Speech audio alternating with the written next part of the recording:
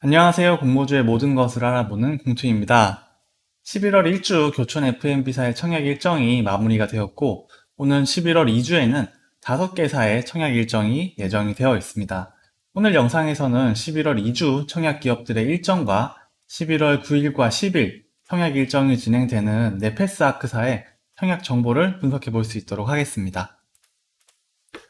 순서입니다. 먼저 11월 2주 공모주 청약 일정을 확인해 보고 네페스아크사의 공모주 청약 개요, 공시 분석, 기업 분석, 그리고 청약 전망 순으로 진행하겠습니다.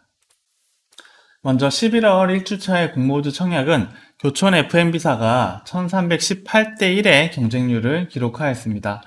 11월 5일과 6일 청약 일정이 예정되어 있던 모비릭스사는 거래소로부터 공시 자료에 대한 보완 요청을 받아서 청약 일정을 연기를 하였습니다. 그리고 11월 2주에는 네페스아크, 고바이오랩, A+에셋, TNL, 그리고 하나기술 이렇게 5개사의 청약 일정이 예정이 되어 있습니다. 네페스아크사와 고바이오랩사는 11월 9일과 10일 청약 일정이 진행이 되고 A+에셋사는 11월 10일과 11일, 그리고 TNL사는 12일과 13일, 그리고 하나기술은 13일과 그 다음 주 월요일인 16일에 청약 일정이 예정이 되어 있습니다.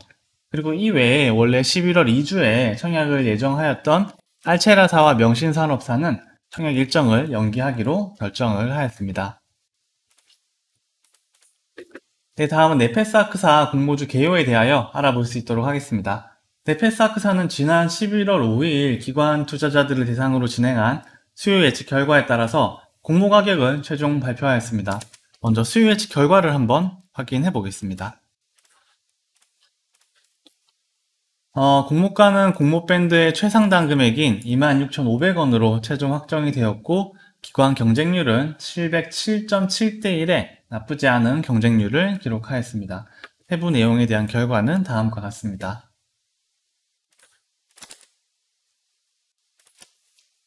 공모 개요를 한번 살펴보면 지난 7월 28일 IPO를 신청하였고 11월 2일과 3일 기업 IR과 기관 수요 예측을 거쳐서 오는 11월 9일과 10일 청약 일정이 진행이 됩니다. 상장 예정일은 11월 17일입니다. 공모 가격은 26,500원으로 최종 확정이 되었고 이에 따른 총 공모 금액은 620.2억 원, 주관사는 미래에셋 대우입니다.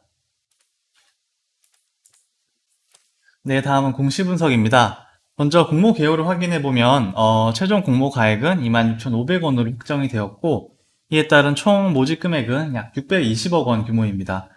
생각보다는 상당히 큰 규모의 공모임을 확인을 할 수가 있습니다. 주관사는 미래에셋 대우이며 청약일은 11월 9일과 10일 양일에 거쳐 진행이 될 예정입니다.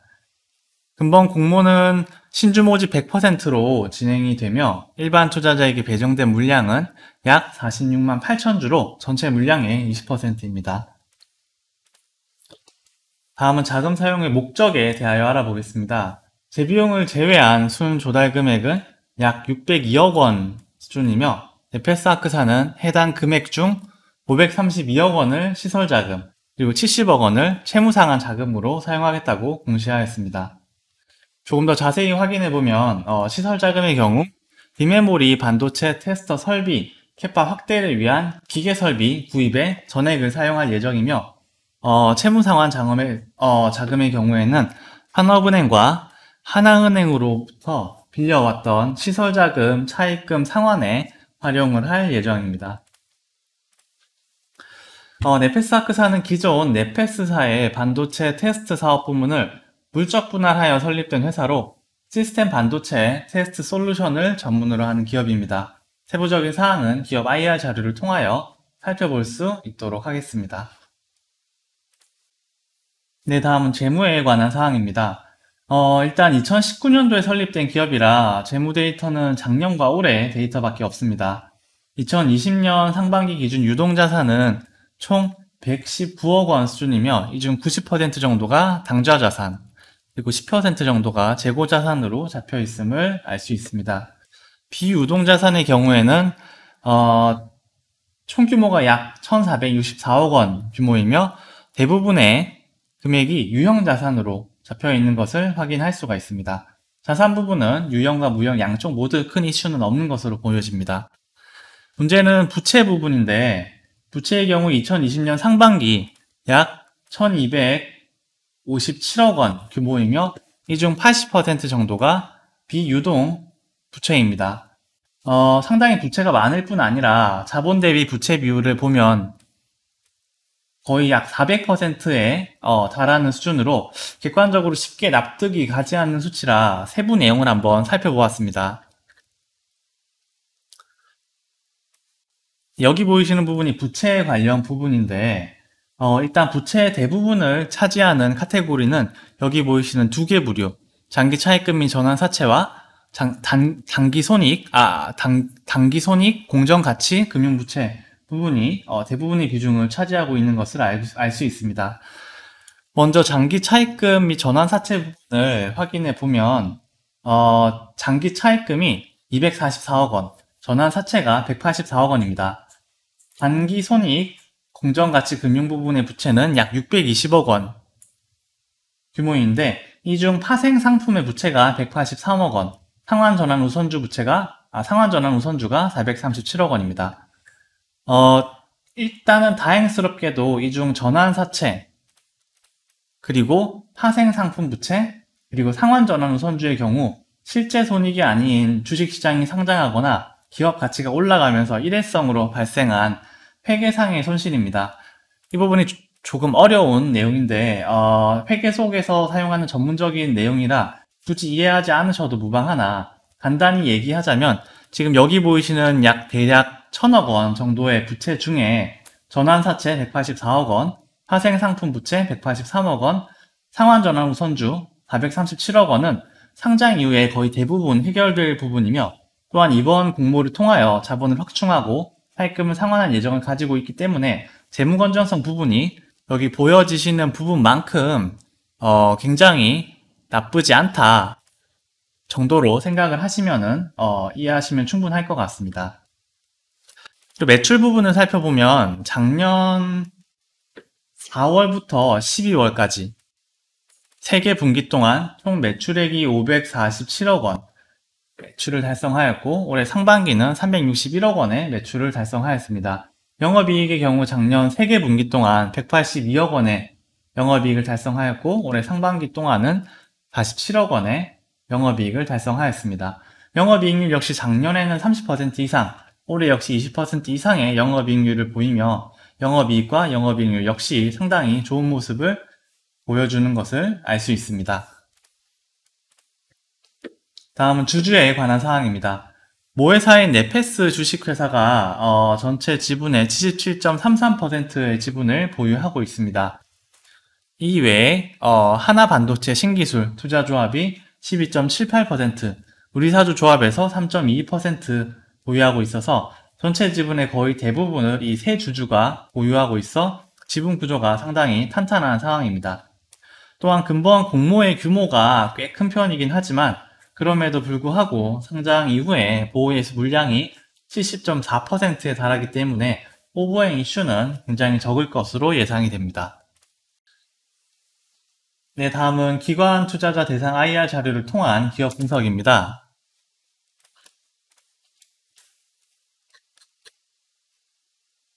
먼저 네페스아크는 기존 네페스사의 시스템 반도체 사업부문을 설립된 회사로 시스템 반도체 솔루션을 전문으로 하는 기업입니다.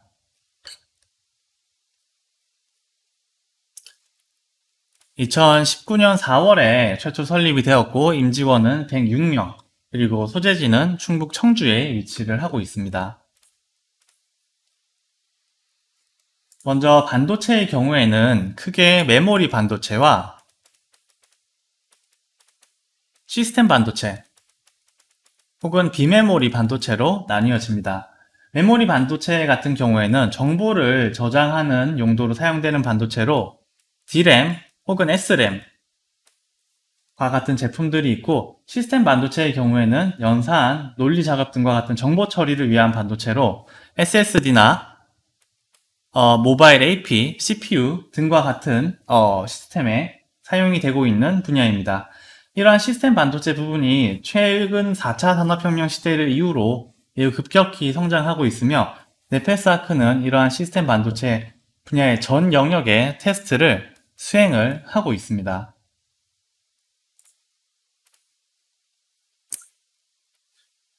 네페스아크사는 네페스사의 사업 부문이었을 때부터 지속적으로 성과를 달성해 왔으며, 특히 2019년도 설립 이후에는 설립 이후 가장 큰 규모로 성장하여 무려 30% 이상의 영업이익을 달성하는 등 공격적인 그리고 성공적인 경영 성과를 보여왔습니다.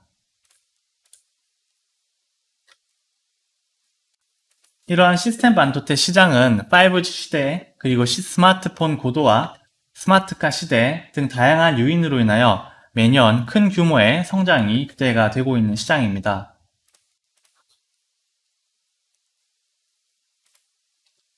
주식회사 네페스와 네페스아크는 이러한 시스템 반도체 생태계 중 특히 후공정 부분의 테스트 공정을 책임지고 있으며, 특히 국내 반도체 투자 본격화에 따라서 테스트 산업 부분에 대한 수혜 역시 굉장히 크게 기대가 되고 있는 상황입니다.